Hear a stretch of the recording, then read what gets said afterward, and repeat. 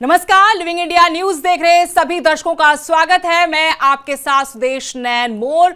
बात हरियाणा की में आज सबसे बड़ा मुद्दा उठाएंगे हम विकास का, क्योंकि आज पूरा हिंदुस्तान गणतंत्र दिवस मना रहा है और इसी मौके पर हरियाणा के मुख्यमंत्री नायब सिंह सैनी ने विकास को लेकर अपनी उपलब्धियां गिनवाई है कि एक साल में हरियाणा सरकार ने कितनी उपलब्धियां हासिल की हैं।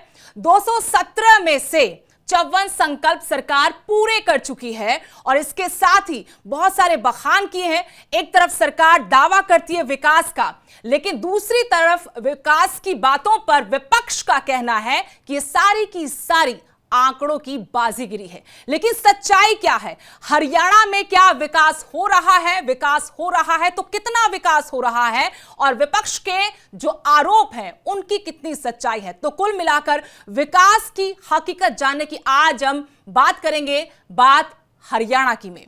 और इसके साथ ही आपको बता दें कि इस डिबेट में हमारे साथ स्पेशल गेस्ट जुड़े हुए हैं। आपको उनसे मिलवा, सुभाष सप्रा है प्रवक्ता बीजेपी से, नवीन केडिया प्रवक्ता कांग्रेस, ओंकार सिंह प्रवक्ता इनेलो, सुदेश ग्रोवर प्रवक्ता जेजेपी। आप सभी का बहुत बहुत स्वागत है। और सबसे पहले मेरा सवाल नवीन केडिया जी आपसे है। आज गणतंत्र दिवस, जब हम 17वां गणतंत्र दिवस मना रहे हैं, हर तरफ खुशी का माहौल है और हम कर्तव्य पथ पर अपने देश की वीरता, विकास की झांकियां देख रहे थे, तो हरियाणा में भी मुख्यमंत्री नायब सिंह सैनी अपनी उपलब्धियां गिनवा रहे थे। वो कह रहे थे कि हमने कितना विकास किया है, कितनी नौकरियां दी हैं। जो दावे किए हैं विकास के, जरा मैं आपसे जानना चाहती हूं, क्या कांग्रेस उन दावों से, उन आंकड़ों से इत्तेफाक रखती है या नहीं? सबसे पहले तो मैं आज हमारे 77वें गणतंत्र दिवस की मेरे साथियों को, आपके चैनल के माध्यम से आपके दर्शकों को इस पावन पर्व की दिल की गहराइयों से मेरी पार्टी की तरफ से और मेरे परिवार की तरफ से बहुत बहुत आप सबको बधाई हो। आज आदरणीय मुख्यमंत्री हरियाणा श्री नायब सिंह जी ने एक बहुत लंबी चौड़ी उपलब्धियों का गणतंत्रता दिवस के उपलक्ष्य में सूची जारी करी। मुझे तो ऐसे लग रहा था ये रिपोर्ट कार्ड नहीं, ये प्रमोशन जैसे कार्ड है। ये लोगों से ये वादा कर रहे हैं कि हम ये सब कुछ करेंगे, क्योंकि जहां तक रोजगार की बात ये करते हैं कि हमने 1,80,000 रोजगार दिए, 2 लाख का हम आगे भविष्य में वादा करते हैं। तो मुझे नहीं लगता कि इन्होंने 1,80,000 रोजगार, अभी ये डी ग्रुप के अंदर 24,000 लगे रोजगार इन्होंने दिए और ये कहते बिना पर्ची बिना खर्चे के दिए। आपको हैरानी होगी कि जिन बच्चों ने पीएचडी कर रखी है वो डी ग्रुप के अंदर पानी पिला रहे। मेरे को 5 ऐसे बेलदार मिले जिन्होंने इंजीनियरिंग कर रखी है और उनको काम लेने वाला बेलदार +2 पास है और वो इंजीनियर उनके नीचे बेलदारी का काम कर रहे हैं। ये जो एजुकेशन मिसमैच, मतलब रोजगार की हालात ये है कि एक डॉक्टरेट। नवीन जी, आप सीधे सीधे क्या ये कहना चाहते हैं कि विकास के नाम पर कुछ नहीं हुआ? नहीं, एक मिनट प्लीज, उन्होंने लंबा चौड़ा भाषण दिया, मुझे कुछ 2-4 मिनट तो बोलने दीजिए ना। रोजगार की बात, जहां तक उन्होंने मेडिकल कॉलेज की बात करी, मैं रोजगार के ऊपर तो काफी लंबा चौड़ा बोल सकता हूँ कि इन्होंने कितने लोगों को रोजगार दिए। इन्होंने एसडीओ भर्ती करे तो हरियाणा के कितने करे, बाहर के लोग कितने भर्ती करे। इन्होंने एचसीएस भर्ती करे, हरियाणा के कितने करे, बाहर के लोग कितने भर्ती करे। इन्होंने जरूर वो हर का एक ऐप बनाया है इन्होंने, जो अस्थायी नौकरी है, जिसके माध्यम से इन्होंने कुछ लोगों को भर्ती करे। पहले वो जिला स्तर पर ठेकेदारों के माध्यम से भर्ती होते थे। अब हरियाणा सरकार ने उसी ठेकेदारी प्रथा के तहत भर्ती करने जा रही है। कोई स्थायी रोजगार देने के लिए तैयार नहीं है। बच्चे हमारे पेपर लाइनों में लगे हुए हैं, पेपर देते हैं, वो लीक हो जाते हैं या वो कोर्टों में उलझे रहते हैं, इतने में उनकी उम्र निकल जाती है। ये तो इनके रोजगार का हालात है। अब आ जाओ मेडिकल कॉलेज के अंदर। ये मेडिकल कॉलेज की बात करते हैं कि हमने मेडिकल कॉलेज हर जिले में मेडिकल कॉलेज खुलवा दिए। आप ये श्वेत पत्र जारी करिए ना, कौन से आपके मेडिकल कॉलेज चालू हो गए, किस हालात में है, किन मेडिकल कॉलेजों में डॉक्टरों की भर्ती आपने कर दी है, कौन से मेडिकल कॉलेजों में आपके विद्यार्थियों के एडमिशन हो गए हैं। हमारे सिरसा में ले लो मेडिकल कॉलेज के, अभी तो इनकी बिल्डिंग ही नहीं तैयार हुई और ये कहते हैं कि हमने हर जिले में मेडिकल कॉलेज खोल दिया है। इन्होंने तीसरी बात इन्होंने कही, स्वस्थ व्यवस्था। आप किसी भी गांव में चले जाइए, सभी गांव की बात तो नहीं करता, आधे से ज्यादा गांव ऐसे जहाँ डॉक्टर ही नहीं है, दवाइयां नहीं है, ये बात कर रहे हैं कि हमने स्वास्थ्य सेवाओं में हमने बड़ा वो कुछ कर दिया है। तो आपके पास, आप गांव की बात छोड़ दीजिए, आप स्वास्थ्य केंद्र जो जिला लेवल पर है उनके स्टाफ नवीन की जी, कुछ तो किया होगा, कुछ तो बता दीजिए कि ये किया है, कम किया है कम से कम। किया है वो भी बताऊंगा, हाँ। वो भी बताऊंगा। इन्होंने इंफ्रास्ट्रक्चर के अंदर, हाँ, हाईवे बनाए, इन्होंने एक्सप्रेस वे बनाया, इन्होंने स्टेडियम भी कुछ बनाए, जो इन्होंने काम किया उससे हमें बताने में दिक्कत नहीं है। लेकिन आप ये देखिए, पीने का पानी हम ट्यूबवेल से लेते हैं शहरों के अंदर, इंफ्रास्ट्रक्चर में वो भी तो आता होगा। केवल चकाचौंध की जो चीजें हैं, आपने हाईवे बना दिए, पीने का पानी हमारे पास नहीं है, हमें ट्यूबवेल के पानी से हम उस पर निर्भर, जिसका TDS 2200, 2500, 3500 तक है TDS, जो बीमारियों का कारण बनता है। आप ये देखिए कि इनकी स्वास्थ्य सेवाओं की बात करते हैं। चलिए, इतना आपने विरोध कर दिया है, इतने आंकड़ों पर आपने कहा कि यहाँ तो सिर्फ बाजीगरी है, हम बीजेपी प्रवक्ता से जान लेते हैं। सुभाष सप्रा जी, एक तरफ मुख्यमंत्री लंबा चौड़ा भाषण देते हैं, दूसरी तरफ विपक्ष कहता है कि ये सिर्फ आंकड़े हैं, धरातल पर कुछ नहीं हुआ। जरा कुछ तो आंकड़ों के साथ आप लोग बता दीजिए, उनको साबित कर दीजिए कि देखिए भाई ये काम हुआ है, हॉस्पिटल भी बने हैं। अगर आप कहते हैं, वो कहते हैं श्वेत पत्र जारी करते सरकार अगर विकास हुआ है तो। सुभाष जी, और 77वें 77th जो रिपब्लिक डे है उसकी बधाई सभी दर्शकों को होगी। अभी थोड़ा सा डिस्टरबेंस थी, बट मैं नवीन केडिया जी को सुन रहा था, उन्होंने बोला है एम्प्लॉयमेंट के बारे में, बोल रहे हैं भाई ये जो CM साहब ने जो आंकड़े दे रहे हैं वो झूठे हैं। पिछले 11 साल में अभी CM साहब ने बताया, और वो पब्लिक डोमेन में है, हरियाणा सरकार ने 1,80,000 नौकरी दी है, 1,80,000। जबकि भूपेंद्र हुड्डा जी ने जब पिछला जो 10 साल का शासन था उसमें 80,000 नौकरी दी है, 80,000 10 साल में। अभी कल देखिए आप, कल मतलब ये सिर्फ हरियाणा में नहीं हो रहा, ये विकसित हमारा जो भारत है, जो 2047 का विजन है, अभी कल मोदी साहब ने भी कल 61,000 कल नियुक्ति पत्र बांटे हैं, जिसमें हरियाणा के लोग भी शामिल थे, हरियाणा के मंत्रियों ने भी दिए हैं यहाँ पर।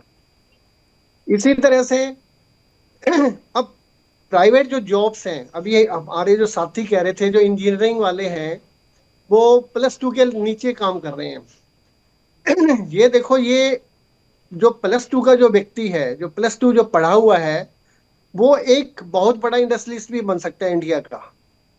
इंजीनियरिंग वाले जो बच्चे हैं वो भी बड़े अच्छी जॉब्स में जा रहे हैं। जब जितनी उनकी पढ़ाई है उसी लेवल की यहाँ पे जॉब्स है, किसी तरह की कोई जॉब्स की कमी नहीं है। लेकिन सुभाष जी, जहां पढ़ाई की बात है तो बहुत सारे, अभी आपने हाल ही में देखा होगा कि PhD किए हुए, डबल नेट किए हुए, JRF किए हुए, उनका भी सिलेक्शन नहीं होता है, सीटें खाली रह जाती है, भर्तियां निकालते हो, लेकिन पूरे कहते हैं कि आपके अंदर काबिलियत नहीं है, आपके अपने ही लोग कहते हैं काबिलियत नहीं है। तो जो एजुकेशन पूरा सिस्टम है उसी के ऊपर सवाल खड़े हो जाते हैं। ओंकार जी को हम शामिल कर लेते हैं। ओंकार जी, आप बताइए, देखिए दावे दोनों तरफ से हैं। सरकार दावा करती है विकास का, विपक्ष कहता है कि विकास हुआ नहीं। अब जनता भी जानती कि क्या हुआ है, लेकिन आज हम आंकड़ों के साथ ये बात साबित करना चाहते हैं, हम हकीकत जानना चाहते हैं कि हो क्या रहा है प्रदेश में। अभी मैं चाहता हूं मैडम, सबसे पहले मैडम इनको चुप कराइए। हाँ जी, सुभाष जी आएंगे आपके पास। पहले ओंकार जी को NLD की तरफ से शामिल कर लेते हैं, क्योंकि आरोप तो विपक्ष के ही हैं आपके ऊपर, साबित भी करवा लेते हैं उनको जी। सबसे पहले मैं 77वें गणतंत्रता दिवस की सबको शुभकामनाएं देता हूं और ईश्वर से प्रार्थना करता हूं कि ये देश संविधान से ही चले, तानाशाही से न चले जैसा है चलाने की कोशिश कर रहे हैं। ईश्वर से प्रार्थना इसलिए कर रहा हूं क्योंकि EVM इनके कंट्रोल में हो चुकी है और सब कुछ इनके हाथ में, इसलिए ईश्वर ही हमारे पास सहारा है, या फिर जनता सड़कों पर आए। अब देखिए, विकास के दावे कर रहे हैं और कह रहे हैं पिछले 11 साल, जबकि 12 साल होने वाले हैं, 11 साल में कह रहे हैं हमने 1,80,000 नौकरियां दी। जरा ये तो बता दो पिछले 11 साल में रिटायरमेंट कितनी हुई? 2,09,600 पद खाली थे अक्टूबर 2024 में, जब चुनाव था उससे पहले। आज 3 लाख पद खाली हैं और ये HK रंगा छुनछुना पकड़ा रहे हैं युवाओं को। और मुख्यमंत्री जी ने किया क्या? कहते हैं HK की नौकरियां हमने सुरक्षा दे दी। क्या किया? एक HK का कर्मचारी जो कार्य कर रहा है उसको मिल रहे हैं 15,000 रुपए। उसी के साथ का स्थायी कर्मचारी जो कार्य कर रहा है उसको मिल रहे हैं 90,000 से 1,00,000 रुपए।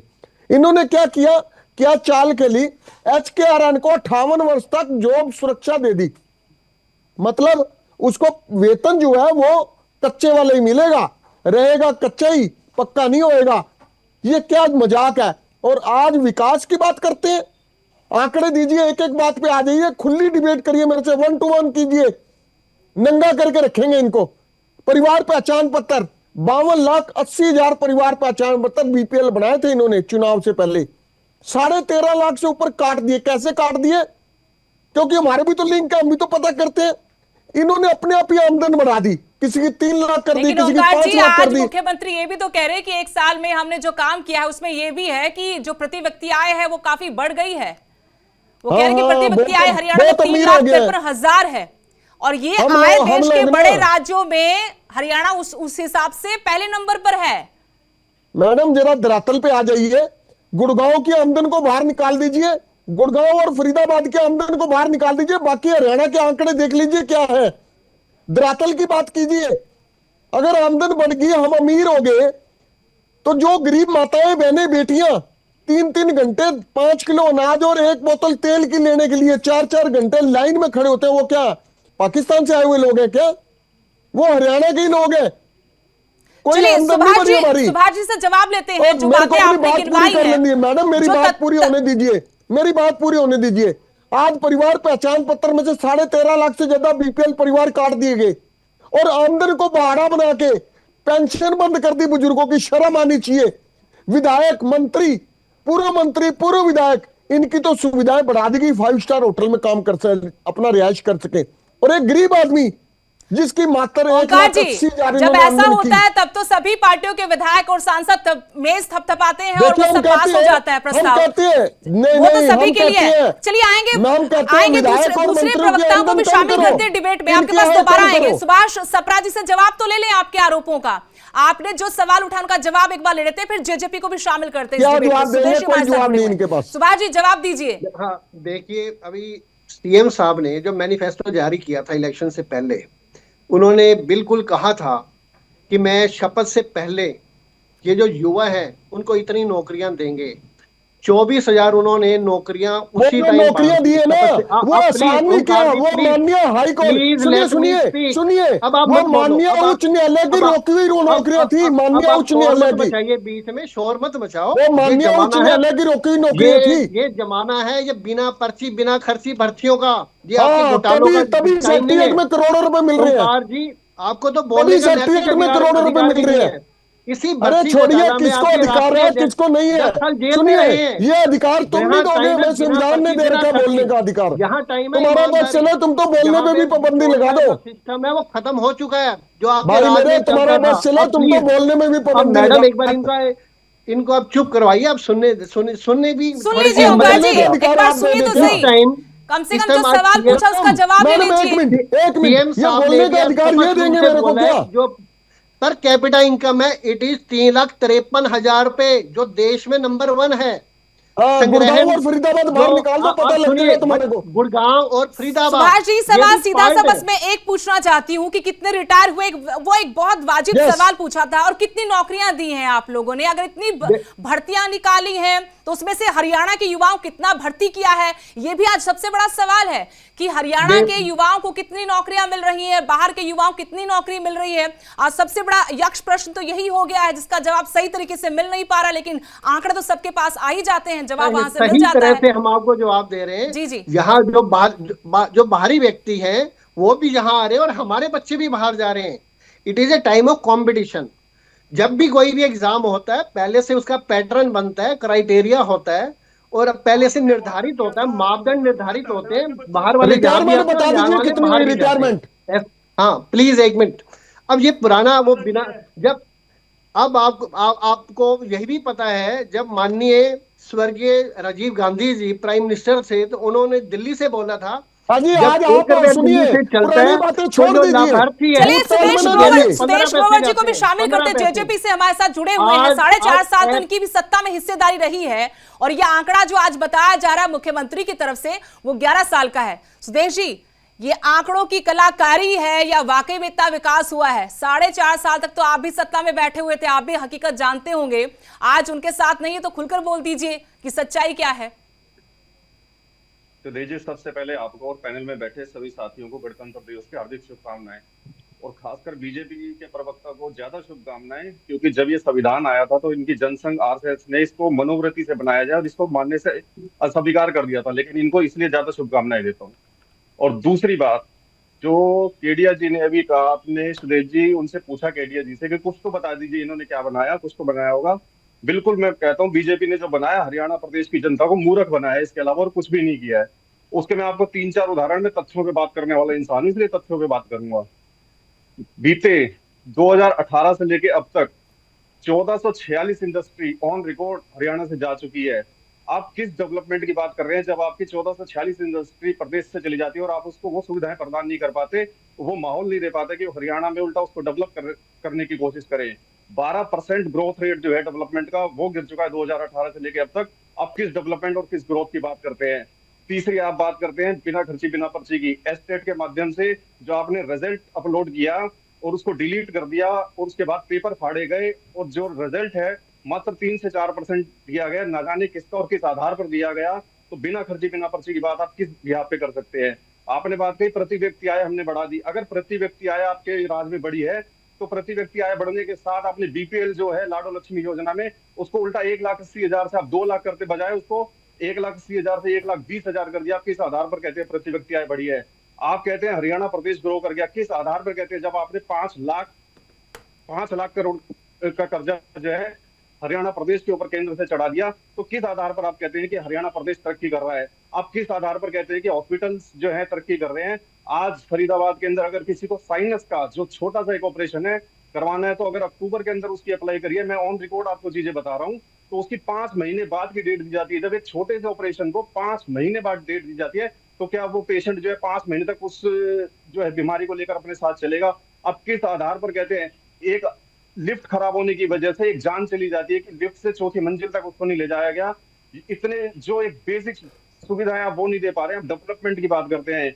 चलिए एक आखिरी जवाब हम ले लेते हैं, क्योंकि आप तीनों प्रवक्ताओं ने बहुत सारे सवाल पूछे हैं और बहुत सारे ऐसी बातें रख दी हैं जिससे आंकड़ों का जो खेल था उस पर जवाब मांगना बहुत जरूरी हो जाता है सरकार की तरफ से, पार्टी की तरफ से। सुभाष जी, अब सीधे इनसे रिटायरमेंट पूछ लीजिए प्लीज, रिटायरमेंट कितनी हुई पिछले 11 वर्ष? अब वो मैंने पूछा उनसे, वो पहले ही हम आंकड़ा मांग चुके हैं, लेकिन इसके साथ हम ये भी आंकड़ा चाहते हैं, जैसा कि एचटेट का मुद्दा उठाया है कि 1284 का रिजल्ट बाद में कैसे आ गया, बायोमेट्रिक उनका नहीं हुआ।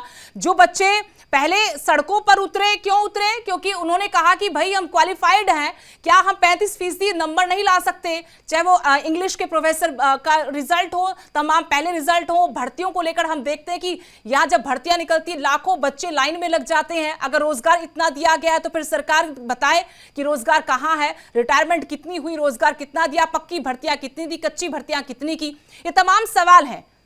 सुभाष जी, देखो, रिटायरमेंट और अपॉइंटमेंट ये दोनों जो प्रोसेस है वो साथ साथ चलते हैं, चाहे वो गवर्नमेंट कोई भी हो।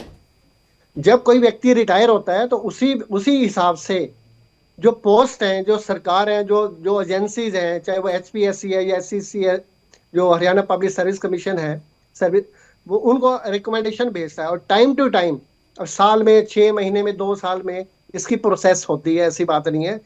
अब ये पुराना टाइम तो है नहीं। पुराने टाइम में असिस्टेंट प्रोफेसर भी कैसे बनते थे? It was a direct interview. कितने नंबर, जो 7 नंबर लगाता था उसके 17 बन जाते थे।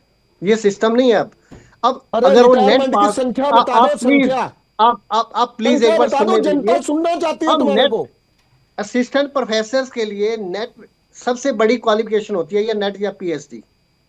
अब जो नेट पास करके आता है ना, नेट में भी धांधलेबाजी होती थी। हमें हरियाणा में भी अगर किसी बच्चे ने नेट पास करना है, जी एक आरटीआई से मेरे पास आंकड़ा है, आप भी इसको पुख्ता करवा लीजिएगा। वैसे ही पुख्ता ही आंकड़ा है, उसमें भर्तियों का जिक्र चला तो मैं थोड़ा सा बता देती हूँ। हालांकि ये जो डाटा है ये विपक्ष की तरफ से जारी किया गया है, उसमें सवाल ये है, जो जवाब हम यहां से इस आंकड़े के जरिए देंगे कि हरियाणा के 185 सरकारी कॉलेजों में 40% बिना नियमित प्रिंसिपल हैं, 75 में से 40%। 8 कॉलेजों में प्रिंसिपल के पद स्वीकृत ही नहीं है। 8,137 स्वीकृत असिस्टेंट प्रोफेसर पदों में 4,902 खाली पड़े हैं, यानी 60% फैकल्टी है ही नहीं, समझ रहे हो हेलो। आप। और जो हालात है सब्जेक्ट वाइज वो मैं बता रही हूँ। इंग्लिश में 1146 में से 792 पद खाली पड़े हैं, ज्योग्राफी में 806 में से 508 पद खाली, कॉमर्स में 1034 में से 409।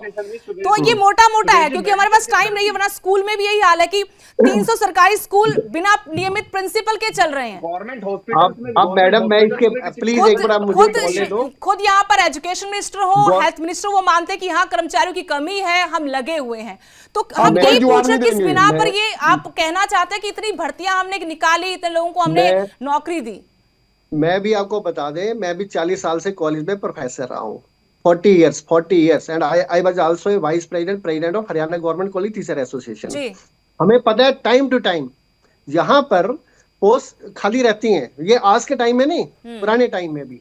अभी असिस्टेंट प्रोफेसर की जो 2424 पद हैं, उसकी जो प्रोसेस है वो जारी है। कईयों के रिजल्ट, फिजिक्स का रिजल्ट आ चुका है, कईयों के एग्जाम चल रहे हैं, किसी के रिजल्ट अवेटेड है, और ये मुझे लगता है ये 2-3 महीनों में हो जाएगा सब कुछ ही।